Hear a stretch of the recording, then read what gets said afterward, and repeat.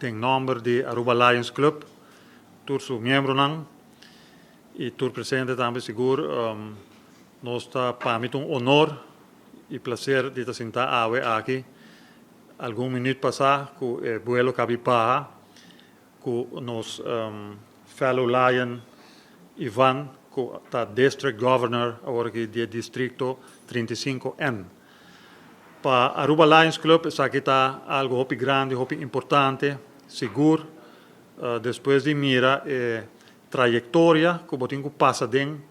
para poder chegar na uma posição assim aqui. Tem muito esforço na bordo assim de parte nos fellow Lions que dan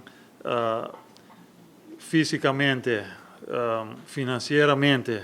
botinho invertir muito e está costa muito energia para poder lograr chegar aqui nan.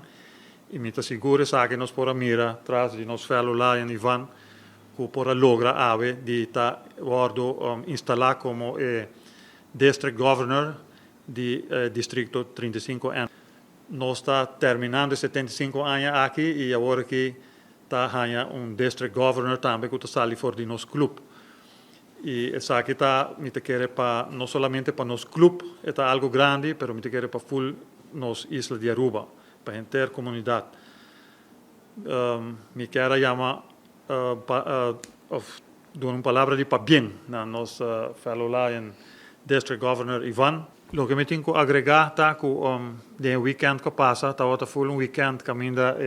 District Governor tá outra em diferentes atividades e maneira que ela bisa tá outra bonita para mira na momento diferente hasta parada nan que toma lugar em Boston, de caia nan de Boston e caminho que bota mira nos fellow president cargando bandeira de distrito, incluyendo un de Aruba também ribaje miles de gente para canti caminda, tawa que parada aqui, me te seguro que está algo grande, não somente para Aruba Lions Club, maneira uma bisa, mas para Aruba também. Mas te bisa também que essa aqui está de 4 District Governor que Aruba Lions Club está conhecer,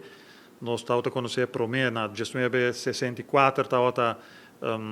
Lion Oscar Marug, nós estamos a na 85 nós estamos a Lion Elias Fingal e na 1999 nós estamos a Lion Frank Cruz, que depois vira também Council Chairman, e agora que nós temos de 4, depois de mais de 20 anos, de nome de District Governor Ivan Cruz. Dus para nós, seguro, um honor para nós ter Lion de nosso clube